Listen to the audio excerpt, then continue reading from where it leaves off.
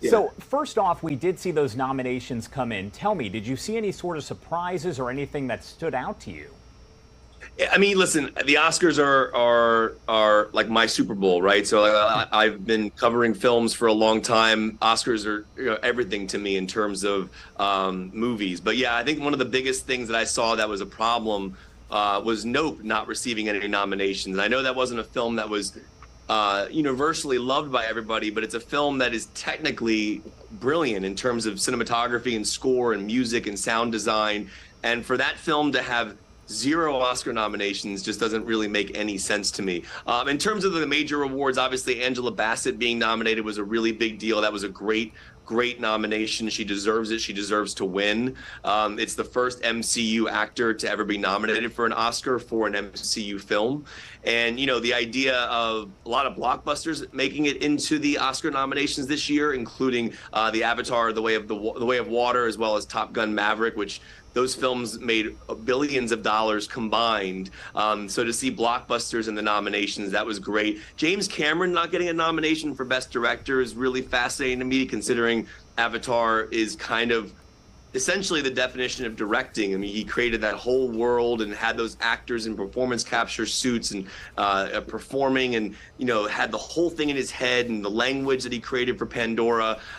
So I'm surprised he wasn't nominated for Best Director. Leading the pack, obviously, Everything Everywhere All at Once had the most nominations with 11. That's the frontrunner for Best Picture right now. It's a phenomenal film if you haven't seen it. Michelle Yeoh, obviously being nominated for actress as well. Big deal there. It'll be her versus Cate Blanchett, I believe, when it comes to the Oscars. And in terms of actor, I mean, obviously with Brendan Fraser and Austin Butler and Colin Farrell, I think those are your three main leads that we're going to be seeing go up against each other. Austin Butler won the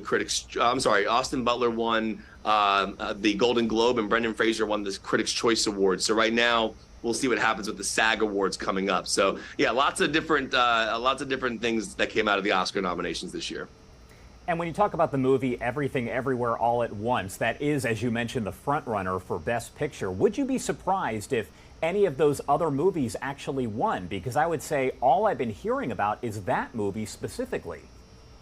Yeah, I mean, Top Gun Maverick would be a big surprise, clearly, because everyone loves that film. I think right now with the Best Picture race, Everything Everywhere All at Once seems to be the front runner. The problem is the Oscars aren't happening until, March 12th. So there's a lot of time that happens in between now and then where voters could change their minds. I'm not sure of the exact Oscar deadline for voting, but that's the weird thing about having the Oscars in March is this idea that people can get tired of movies, tired of hearing about films, and that could sway their votes one way or the other. I think if you're going to see a surprise in Best Picture, I think you're going to see Banshees of Inisherin or probably Top Gun Maverick. Now, Banshees of Inisherin, great film with Colin Farrell and Brendan Gleeson, that had 9 nominations, and Colin Farrell kind of becomes that outlier because Brendan Fraser for The Whale and Austin Butler for Elvis seem to be the front runners. Each of them have a major award already,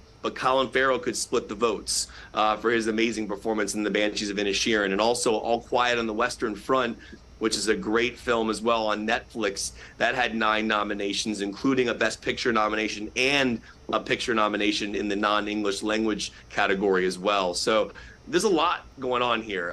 But for me personally, the film Nope, and I mentioned this at the beginning of the segment, even if you didn't love that movie, the fact that it didn't get a single nomination, even in sound, music, cinematography, production design, is absurd. It makes absolutely no sense. And that's not even a biased opinion. I love that film, but even if you don't love it, you can't deny the technical marvels of what Jordan Peele achieved on that movie. So I'm bittersweet this morning. We have 2 major blockbusters that were nominated. Big deal. It's great to see films like Top Gun and Avatar in that category. But I also feel there's problems with the nominations as well. I mean, Nope was a great movie. I remember watching it not just once, but twice. It's amazing. So yeah, that is kind of surprising to see that it didn't receive any nominations. Fox 5 DC's Kevin McCarthy, thanks so much for being here. Anything you want to add? I know this is kind of your Super Bowl here, so anything else that you want to add before I let you go?